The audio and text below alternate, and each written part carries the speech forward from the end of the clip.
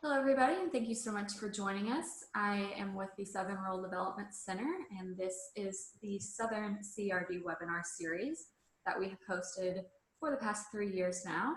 Every month, we select a group or one presenter from one of our land-grant universities in the South to talk about a program, an initiative, or something new that's happening in their state or across state lines.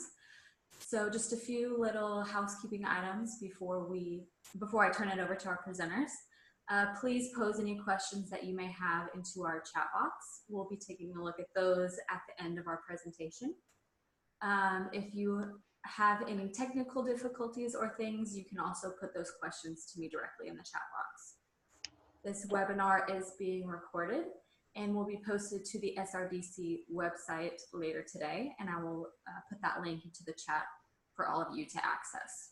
Okay, so today we are joined by two gentlemen, and I will let them go ahead and introduce themselves. So take it away, guys. Thanks, Catherine. My name is Dan Call. I'm with the University of Kentucky, an organization called SEDIC. I'm an extension specialist, and I'll turn it over to you, Sridhar. My name is Sridhar Upendram. I'm an assistant professor in Department of Agricultural Economics. I'm also a community and economics specialist for the state of Tennessee. Excellent. And so what we wanted to talk about today was building a regional coalition for natural resource conservation. In 2018, a group of forestry, fisheries and wildlife, Nature Conservancy, Parks and Rec were working on really a strategy to develop an alliance, and had reached out to several local partners. And one of those partners was the Extension Office, or several of the Extension offices in that region. And so the Extension Office contacted the university and said, hey, can you help us get organized to help build this coalition? And so it was a two-state coalition. And so between the two of us, Sridhar and I have a story to tell of how that happened. So what we're hoping to do today is actually just quickly give an overview that will include what was the motivation, where did this kind of start to form an alliance, what is that region that we're talking about, how did we prepare to help bring this alliance together, what happened in that workshop when we did bring everyone together. We did a follow-up survey following that, and we wanted to share some of those results. And we wanted to talk most specifically about the role of extension in alliance building, because I think that will translate across to all of your organizations and all of your work, I hope. And then talk a little bit also about how are we going to follow up and sustain that momentum. So briefly and quickly, you know, the alliance was a collective of organizations that they had already kind of reached out on the understanding that, and this is actually from some of their core documents, that without some proactive efforts, many trends in that area that they all serve points to a degraded recreational experience. And so that the reduction of habitat, wildlife, natural resource-based economy starts to ripple out and affect the quality of life across that alliance region. And so the belief is that by having an engaged communication or collaborative effort across these different groups, agencies, and organizations within that area, that they would have a better chance to be effective in addressing the threats and challenges that confront that area. And so with that, they developed kind of a draft mission statement. And that is that coming together that they would collaboratively sustain regional capacity for their natural resource stewardship and to be able to ensure kind of a high quality of life for those residents of that region. So their vision is that to work together in Western Kentucky and Tennessee, that they would become an outdoor recreation destination with working lands and communities where they flourish with fish, wildlife, and natural resources, supported by healthy forests, grasslands, wetlands, and rivers, and that the region would thrive economically through an emphasis on outdoor rec, sustainable resource use, and a high quality of life, while promoting a sense of heritage for visitors and residents of the area. So with that in mind, and this is actually the core team that was working before we worked with them to develop this vision and mission statement. This group of partners came together, and the group of partners is actually a pretty impressive collaborative group. The Alliance is actually more than 100 individuals from over 80 organizations. And so the partners represent, as you can see on here, several of the federal agencies that relate to natural resources. And these were part of the core team: U.S. Fish and Wildlife, U.S. Forestry Service, National Park Services, the Army Corps of Engineers, and the NRCS, Natural Resource Conservation Service. They also included several of the state agencies, and those would include the Kentucky Department of Fish and Wildlife, Kentucky Tourism, the state universities, as well as Tennessee Department of Fish and Wildlife. Local leadership included the county judge executives, there are mayors, there are tourism and economic development professionals, and certainly cooperative extension from many of the counties that are involved in this initiative. There are also some non-governmental or NGOs, non-governmental organizations involved, and they include Ducks Unlimited, the Nature Conservancy. The Nature Conservancy was one of those key initiating partners. And we have others. We have some businesses within the region, the Tennessee Valley Authority, Vulcan Materials, and other interests. So as I said, there are over 80 unique organizations, but representing really a very broad collective association across these two states. So here's a look at, can you advance? There you go. So here's what we started with. So this was about 13 counties in Kentucky, and then about 7 in Tennessee. But then quickly we realized we needed to expand to include more counties in Tennessee. And then here's a map of the 31 counties that encompasses Kentucky, and 13 in Kentucky, and then 18 in Tennessee. So as you notice, you can see the Tennessee River, the Ohio River, and the Mississippi River. And also this region encompasses the land between lakes, the Kentucky Lake. And so we're talking about an area which has rich natural resources and also heritage and cultural activities associated with that region. So the goal is to preserve that kind of environment when we build this alliance. And again, yeah, I'll just emphasize that we didn't choose these counties as much as the Alliance said, this is the natural resource area that kind of naturally fits our interests that we think people would be involved in. And it's really not exclusive. They, if other counties said, hey, we want to be a part of that, I think they're open to that. But okay, so in terms of pre-survey and planning, we did ask all the partners, how do you envision what's going on in this area? You know, in terms of outdoor heritage, or what do you want to preserve? What do you want to improve? And what do you want to create? So we went and asked them, what are the current challenges and barriers that they anticipate in accomplishing the goals? And also, how would the region benefit from working with each other? And then if there's a group like the Riverlands Alliance, how do you think they will address the challenges? So the conversation was mainly at the why and the what, and how might an alliance actually benefit their interests, reflecting on their vision and drawing on their key points. And then during the planning, we did ask them to pre-identify assets, and we developed a large map with the assets for participants. And also, there was some conversation about, you know, if we wanted to have one meeting on either side of the state or not. And then eventually we said, no, we're going to just have one unified meeting, bring all the collaborators together at one table. And then we did go seek out representation from all the core groups. And then if we didn't find some people, then we actually asked them to actually find a rep to be at the workshop. so the core team really got together to identify what these priority outcomes are for the workshop. And so we had a first meeting where we got together with the team, and we determined that at the workshop we wanted to discuss what are the current assets that they're building on. As Sridhar said, we looked at what do they want to preserve, what do they want to improve, and what would they like to create. And that's actually a philosophy that was established through an extension program many years ago called Vision to Action. Take Charge 2, and they look at those community assets. And we found that worked very well for our workshop. We also asked, and they wanted to develop kind of what is the role of the Alliance within the region and what's our structure? How are we going to operate? We wanted to work with them to identify what are some of those potential concerns.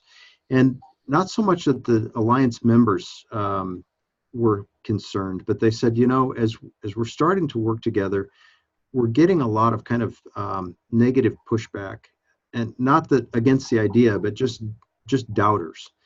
And so we determined as a group that maybe the best way to address that is to address it head on and ask them what are some of those concerns and how do you see that we might be able to work through those. So we asked about improving the region. What would we conserve, improve, or create? We asked we determined that we were going to select the project criteria in order to select projects to take action on, and then develop an action plan to start to improve the environment. They didn't want to just be a group that sat around and talked about things. They wanted to have very much an on-the-ground action element, which is a challenge when you're looking at 33 counties. So, and they wanted to develop some plans for communication. Once we get organized and kind of launched, how are we going to stay in touch with each other and keep in communication? So that was kind of the draft of the plan for the workshop.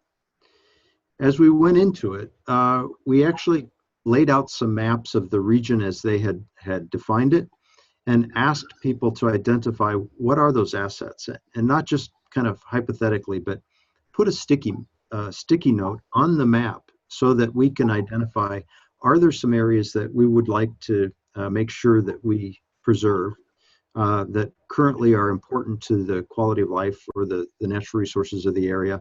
Let's identify those. Are there some that we see could be improved? And are there some that maybe we could identify that aren't currently maybe public natural resources or that the public isn't aware of, that we'd like to create some kind of initiative to bring attention to that? And so you'll see the 3 different sticky notes. We themed them by whether it's preserve, improve, or create.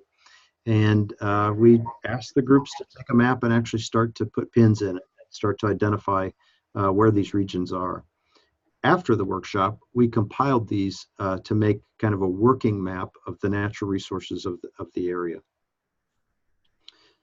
A second thing that we did that I mentioned was that we developed some project working criteria. If we're going to select a project, what does a good project look like? And one of the challenges with any alliance or with any group that you might be working with, including an extension council, and actually many of the groups I work with, any idea seems like if it's the only idea, it's a good idea, or else the first idea is what people run with. And what we were really trying to do is get a wealth of ideas through a brainstorming process before we make a decision on an idea that we would pursue, that we would actually determine what are the criteria of what a good project would look like. I mean, what would it do for the region? And so in this middle picture here, the before, you'll see that we went through quite a process where people identified, they said, well, I think a project should do this. And so we wrote it down.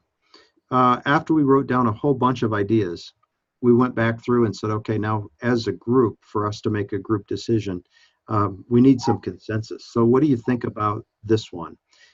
We aligned ideas, we consolidated, and then we actually asked them to go through and by consensus, approve what they think the best selection criteria would be.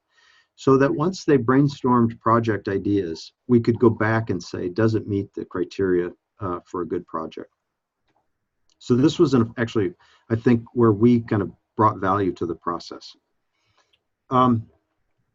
we also then went through the maps and looked at what was to be preserved, improved, and created. We weighed those in groups, and the team actually did come up with 5 different projects. One is to expand awareness of invasive species. A second was to build a regional birding trail. A third was to improve the signage to public lands. A fourth was to enhance recreational opportunities to wildflowers and old growth in the region, much of which currently was not designated or did not have current trails or access to. And they were hoping to be able to do that to help make that much more available to the public in the region. And then even market the natural resources and assets that were available in the region. And so those were kind of the 5 key project teams that members of this meeting, and there were about 38 in attendance, that aligned themselves to work on these project teams. So when they got into a project team and they had they had selected based on the criteria which ones were going to be most impactful across the region, we asked the team to sit down and start thinking about, with the project that you identified, is the project focused on preserving something, improving something, or creating something, or all 3? And what does that look like? If we were to do this well, what does success look like? When we're done, how are we going to gauge whether or not we were successful? We asked about who was impacted. And that really is across the region. We were not only looking for stakeholders, but we were looking for even potential areas of concern. I mean, are there groups or individuals that would benefit in a positive way? Are there groups or individuals that would benefit, be negatively impacted by this? And let's kind of talk openly about that. So we asked them to list who would be impacted economically, socially, culturally, or even throughout the environment. What are the impacts of doing the project that we've talked about? We asked them some specific steps for moving forward. Rather than just kind of saying we'd like, we asked them to use that specific, measurable, achievable framework to be able to develop some SMART goals. And we also identified project leaders. We said, okay, so we are a very diverse group of organizations and institutions. Who's going to be in charge? Who's going to be the contact person as we move this forward? So some of the processes that we used in order to do this, and again, I think the value in kind of pulling extension into this alliance is that we have a knowledge of group process and a way to kind of help bring folks together and make decisions in a way that's going to work well for the group. We used nominal group process. You can see the sticky dots to talk about, you know, for the workshop today, what are our goals? What are our priorities? What's most important? And they told us what those goals were going to be. It wasn't our project. It wasn't our team. It wasn't, we didn't set the goals for the group. We asked them to identify them and then help them rank in importance, how we did that. I mentioned earlier, when they started mentioning there are a lot of challenges with doing this. Instead of giving them solutions, we asked them to generate solutions. And so we asked them in small teams to identify what are the challenges you see, either for your organization or for the collective group of the Riverlands Alliance, and how might we approach that? I mean, what's a possible solution to be able to overcome that challenge? And so you can see that the group started to generate their own solutions instead of us telling them that that was a good way to do it. We also used a project ranking grid. Once they had identified different projects, we looked at a comparative between how much effort is going to be involved and how much impact do we think that will take. And we asked the planning groups to actually kind of break those down and think about some low effort, kind of quick wins, as well as some of those higher effort, longer term impact, to be able to balance activities so that they had both some strong momentum. They made a change quickly and could carry forward also on larger term, broader work. So here are a few project examples. So like Dan said, these are just 3 of the 5 that we're presenting here. So they did find awareness of invasive species, regional birding trail, and also developing an app or creating book access points. So each group identified the purpose of the project, what success looks like, impacts on region and the environment, who is impacted, do you have any naysayers, do you have any opposition, and how do we overcome that? And then also pros and cons. And also right next to these examples, you also see the effort and impact. So I will show those next. Can you move on to the next slide? There you go. All right, so this is the effort impact example. So for example, you would want to be on the topmost rightmost corner. So basically where you see invasive species, you see a lot of excess. That is high impact, high effort. And also looking at apps or developing an app, I think it was kind of high impact or low effort. And then birding trail was significantly lower. And then signage was, again, it was spread out between high impact and low effort. Moving on to the next slide.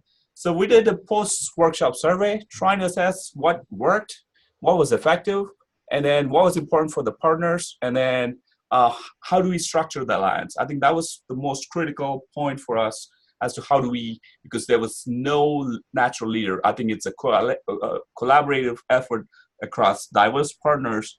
And we did get 33 responses for those surveys, and then they indicated how they wanted to move forward with this project.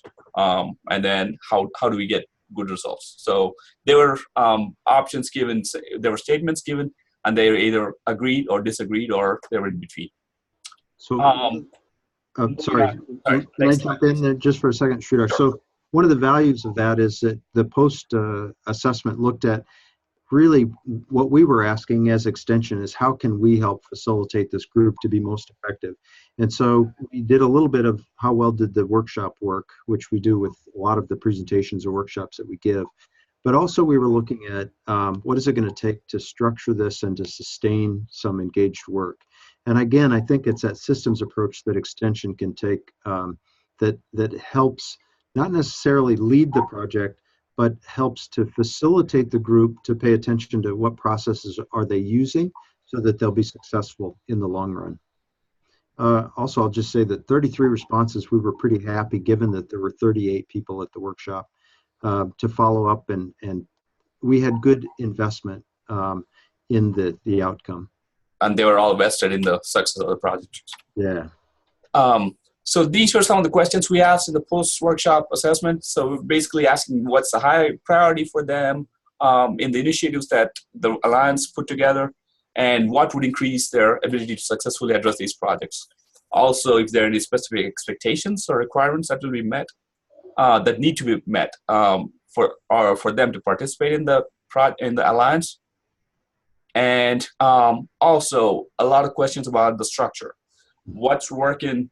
Why is the work important for them? What kind of barriers do they have? And how often do you want to meet and stay in communication?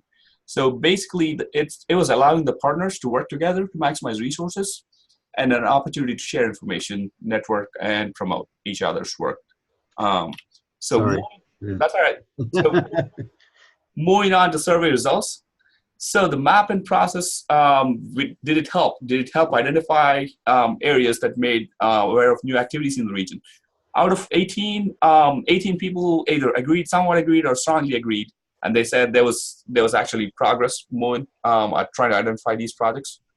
I think those maps really helped make it visible, and so yes. And they confirmed that. Mm-hmm.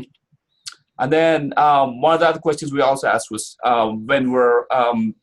do these projects, are they high priority in the region? And then 16 out of 17 respondents agreed. There was one person who was indifferent. They either agreed or not disagreed. Moving to the next question. So we were asking, in terms of the process to be, the planning process we used in the meeting, did that accomplish anything? And 15 out of 17 people said it actually led to accomplishable goals, and 2 people were indifferent. Moving to the next question. So how would this enhance their organization's ability to successfully address these projects? So what people said was it was mainly the project success depended on opportunities to develop collaborative efforts and strategies. They needed greater access to the data. I think by providing the maps, we actually gave them a template, but then they wanted more information from the region. Also, funding was critical in order for us to even collaborate, strategize, or even for implementation. That was one of the most critical aspects that this region lacked, and that was emphasized at the workshop and also from the survey that we collected. And then also there was they wanted more effective community engagement strategies, trying to coalesce all these diverse partners together. And then also they wanted access to more policy knowledge and expertise. And some people said, yes, we need all these. So just to chime in, yeah, B is opportunities to develop collaborative strategies, and funding. Funding actually was tied for second, but being able to provide data, being able to help facilitate or provide those collaborative opportunities for them to work effectively together, funding and support, as we'll come around in the end, is to talk about the role of extension. But I thought those were very significant outcomes. Absolutely. So in terms of, we asked a question as to, are there any restrictions that their organizations have in order for them to collaborate with other people, other organizations, agencies, or group? And then out of that, 14 people said they did not have, and then there were 4 who were primarily either federal or state agencies who had significant barriers, so they need to get through in order for them to collaborate. And we will get to that in one of the questions right up next. Yeah, and so we asked them if yes, there were restrictions, what are they? And Yep. so in each of those, we did a follow-up. Mm-hmm. And then, so this was the question we said, what kind of things did you need to do in order to collaborate and participate? And then this was a split vote. 8 people said yes and 9 people said no. The reasons, the main reasons being, they wanted perfect alignment of the mission and vision for the alliance to be aligned with their strategic goals. So when they're doing their strategic planning, does that align with their organization's strategic goals? Second was funding, time and resources allocated to the project. And then also projects needed to align with their current job duties. If it was outside their purview, their daily day-to-day activities, then they would have difficulty. And also some of the federal agencies needed approval from upper management and headquarters to go on and work on these projects.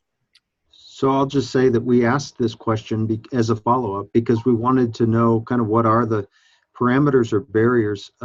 For the alliance to be successful, we need to have the individuals within their organizations align those organizational goals with the alliance. And so this, I thought, was an insightful question to get some response to. Absolutely. Yeah. All right. And then we asked them how often do they want to meet face-to-face, and it was, some people said twice a year, but predominantly quarterly was what we decided to go with. Some people also wanted to meet monthly, but quarterly was the most optimum thing that everybody could feel that it was time well invested. And then we asked them, would you wanted to be listed as a partner on the website? And 15 out of 16 people said yes. Only 1% declined. So.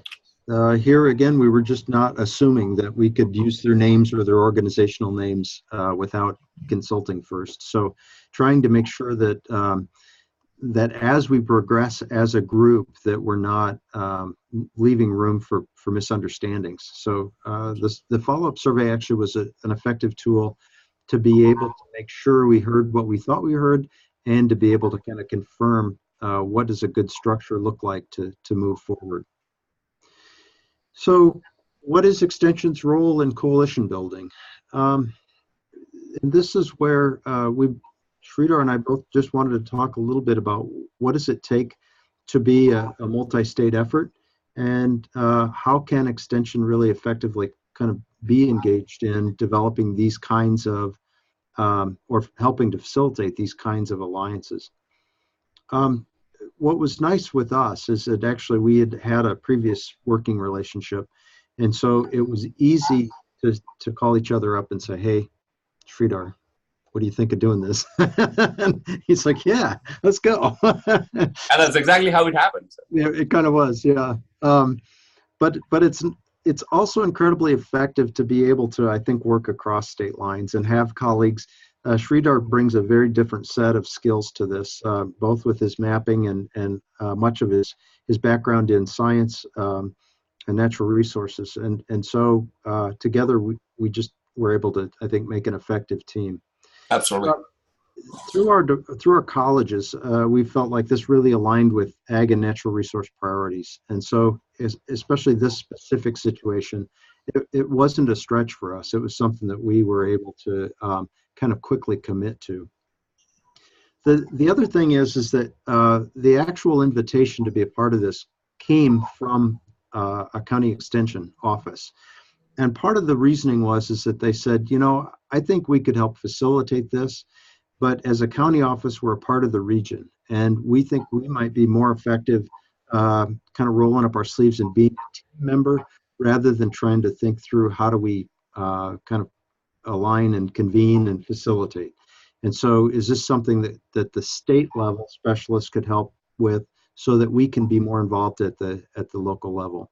And to me, that made a lot of sense. And so it was nice that we could step in as a specialist and highlight the extension agents in their role. And our role as extension specialists and agents is not to identify solutions. We're here to facilitate and coordinate the efforts in there, and with an emphasis on education and outreach. And that's exactly what we did in this. And we also developed all the pre-surveys and the post-workshop surveys.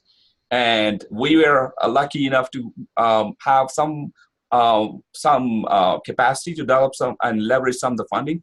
So we could pledge some resources. Dan could pledge from Kentucky, and I could pledge some resources, mainly to help them facilitate and incentivize progress towards these projects. Mainly out of these 5 projects that were identified, we could facilitate some so that they can have some momentum towards success. So the agents had already stepped up and volunteered to be on some of these project teams. And in my mind, one of the key roles for extension is that we do bring diverse groups together. We can collaborate and facilitate. And so we were able to provide some funding and support to help those county agents convene and support those project teams in moving forward. So it was really a nice alignment, I think, of resources. We also, just to kind of as a demonstration, we went through and asked the teams to identify, we mentioned this earlier, to identify what are some of the challenges. And the value of actually asking them to confront this is, again, that we weren't coming in from the university and saying, hey, we've got a solution for that. We were basically saying, what do you think might be some of the biggest barriers, and how might we work around that? And their solutions were probably better than anything that we could come up with. Because it's across 2 states and a broad region, the communication came up as one of the key issues. How do we stay in touch? How do we keep communicating? And they identified video conferencing as a possible solution. And so we're looking at ways to kind of have regular ongoing connections as these project teams and the Alliance continue to work together. They talked about measuring the impacts. And so we contributed the value of having some quick wins and making certain that some of these, the changes that were happening would be visible so that others could see and appreciate and maybe participate in this group that was gaining some momentum and really getting things done. They looked at time commitment as one of the biggest one of the biggest challenges, and so do we. I'm not sure how we get time commitment. Their response was that we've got to be able to pool resources. Our response has been also to look at asking those follow-up questions is, what would make this effort or project initiative valuable to the organization you represent? Because that allows them to be able to have that kind of approved time commitment or investment on behalf of their organization in this bigger cause. So let me chime in here. So one of the things they also had a challenge was, how would you convince your supervisor?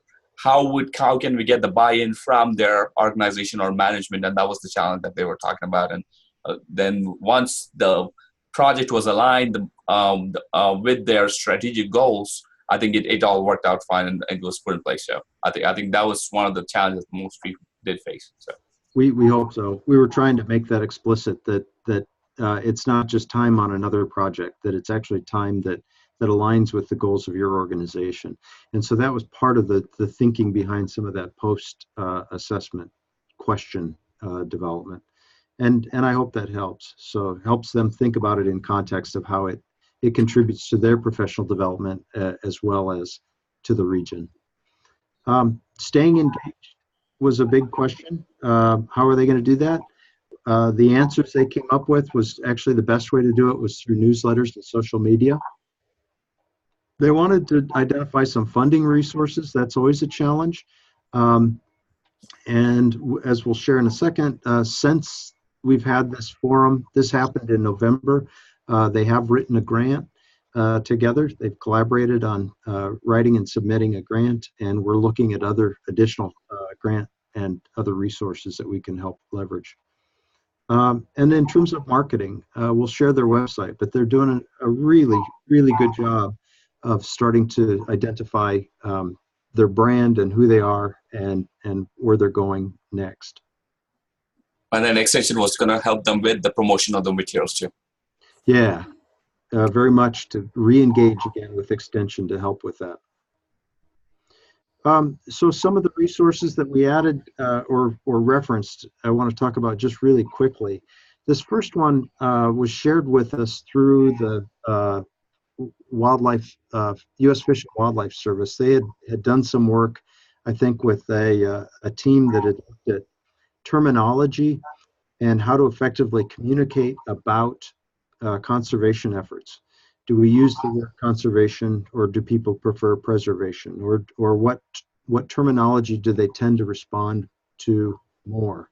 And this is a public document, and so we wanted to share it because I found it actually very well done and very insightful about even how do we frame or talk about the issues that we want to talk about in a way that will be best understood and best kind of embraced by the people that you're hoping to get aligned with the alliance.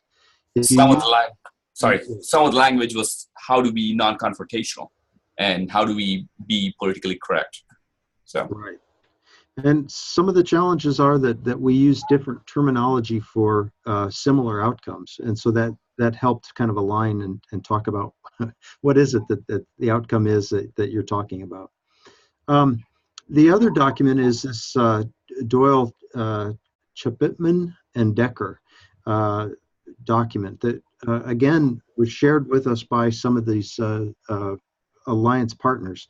And it's an exceptional resource for looking at collaborative landscape conservation planning. They'd gone through a very detailed plan of how to bring alliances together. And so we thought that could be a helpful tool for anybody else that's wanting to work with an alliance or thinking about some kind of a natural resource alliance. And finally, we created that post-workshop survey on Qualtrics. And so there's a copy of that linked here also. Yeah, so people can look at it and see how we designed it and how people can get more responses. Yeah. So Sridhar, you want to speak to this one? Sure. So in summary, since we met in November, so we've developed a newsletter, a grant application has been submitted, and then resources for extension support from both Kentucky and Tennessee have been pledged. And then there's several working meetings that we have lined up. So I think the Alliance values extension because we bring value to the table, and we're actually trying to get people together across counties, across the region. And the reason this coalition was successful was because it came from the local stakeholders. It was more a bottom-up approach, and they see each other as partners. And then the lessons learned are basically how do we bring people together who wouldn't actually work otherwise, and how do we break down silos to improve capacity to address these challenges. as a parting thought, I wanted to leave, in order for a coalition to work, there are three golden rules. One is to define and ensure scale that makes practical sense, define goals and target for conservation carefully, and then negotiate balance or compromises thoughtfully. So with that, we are done, and We're done. we're open for questions. Actually, I'd love to hear questions. I see in the chat box, Vicky had mentioned, I think Vicky is the one that started this, this whole thing. It doesn't give last words, but Vicky, if that's you, yeah, thank you. So it was actually, again, the County Extension Office that reached out and said, hey, for us to really be probably best at navigating and pulling partners together here, can you help us through the state level? So thank you, Vicky. Yeah. And it is Vicky. All right. So yeah, I don't know if you guys can see the chat box, but no, you should take the credit. So what other questions, as you're working with alliances, are there any of, from what we presented in what seems like a fire hose approach? I mean, there's a lot of information here, but what were some key or helpful takeaways?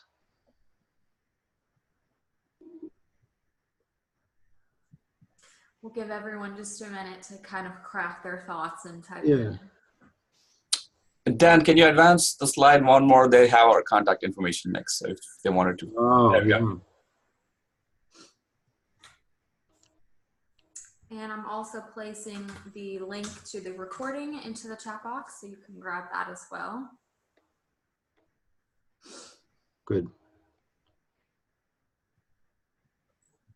So I asked a bad question. It assumed that there were some key or helpful takeaways, and no one answered. So no, I hope this is helpful.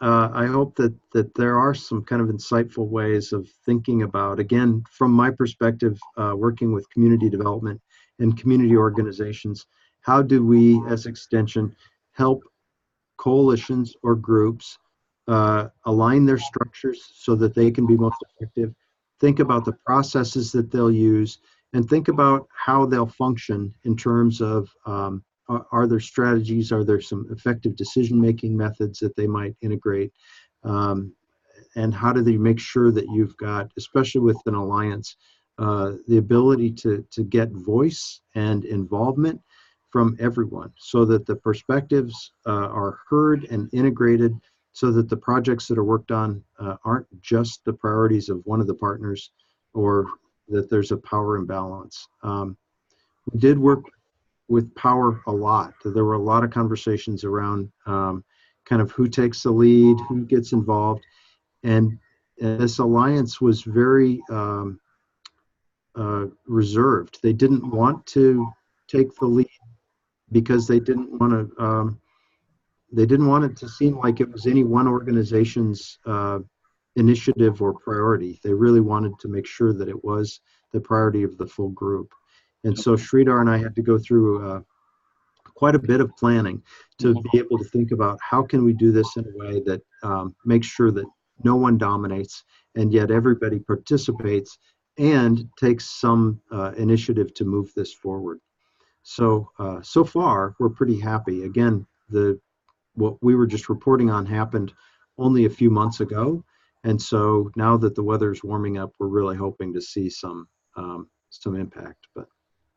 And this coalition building need not just be natural resource stewardship. It could be any other thing. It could be any community economic development efforts, or it could be applied to other fields too. So we're just presenting this as one aspect towards land stewardship.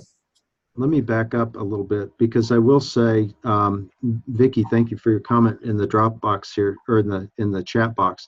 She says Extension is highly respected within the community for helping to resolve problems or solve problems and provide that neutral perspective. That first reference document looks at organizations and trust within organizations. And I'll tell you that Extension ranked higher than clergy in terms of public trust in their research. And so I echo that, Vicky. Extension is a trusted entity, and we need to make sure that we are careful to make sure that we uphold that trust within our work. So again, good resources here. When this gets posted, I encourage you to take a little bit of time to check them out. Yep. All right. Well, yeah, with that, actually, I want to say thank you. This has been a learning endeavor for us between states. And I hope that the presentation has also been helpful to maybe generate some new ideas or think about ways that extension can really be most effective in helping alliances convene and be effective. And I also wanted to thank Dan for reaching out to me and getting me the opportunity to work on this wonderful project. It was a lot of fun. Yes, so it looks like we have just maybe a shy group today, but that's okay. They have your contact information. If they think of questions or comments later on, they can shoot you guys a message. Thank you to Sridhar and Dan for joining us and sharing this great program. And thank you all for taking the time to listen to what they had to say. So we will see you back next month for our next webinar in this series. All right. Thank you all so much.